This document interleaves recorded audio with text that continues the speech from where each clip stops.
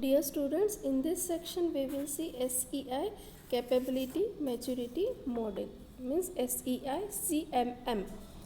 So SEI CMM was proposed by Software Engineering Institute of the Carnegie Mellon University, USA in 1986.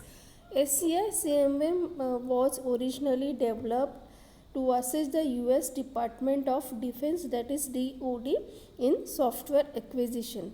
SEI CMM classifies software development industries into the 5 maturity levels. The different levels of SEI CMM have been designed so that it is easy for an organization to build their quality system from scratch. So first level is initial level. So a software development organization at this level is characterized by ad hoc activities. Very few or no processes are defined and followed. Here, as the software processes are not defined, different engineers follow their own process. So because of that, different processes and development efforts, it becomes the chaotic. So this is also called as the chaotic level. And in initial, when engineers live in the middle, then the successor who join to that organization have the great difficulty in understanding the process followed and getting the work complete. So that is the initial level where there is no process, the shortcuts are applied, tried and applied. Second level is repeatable. So at this level, the basic project management practices such as tracking cost and schedules are established. Size and cost estimation techniques like function point analysis, COCOMO, etc. are used. The necessary process discipline is in place to repeat the earlier success of the project.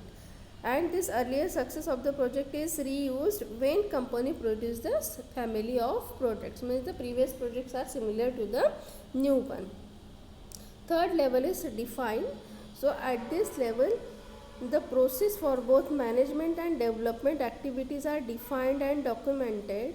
There is a common organization-wide understanding of activities, roles and responsibilities.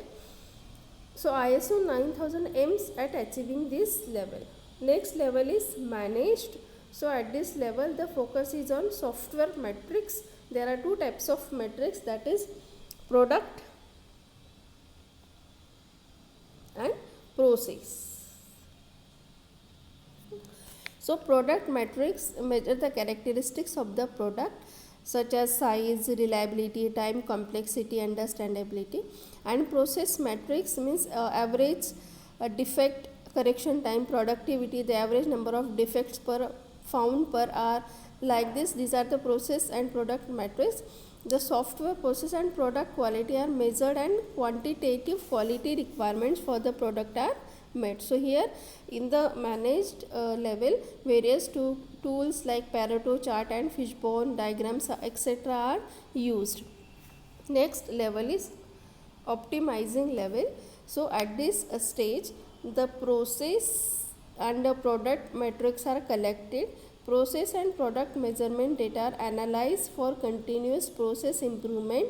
For example, if there is found that code reviews are not very effective and large number of errors are detected in the unit testing, then the better method is used. So continuous process improvement is achieved both by carefully analyzing the quantitative feedback from the process measurement and from application of innovative ideas and technology. So this is the best practice that is transplanted through the organization. So these are the 5 CMM levels. Level 1 initial, level 2 repeatable, level 3 defined, level 4 managed and level 5 optimizing. Okay. So thank you so much.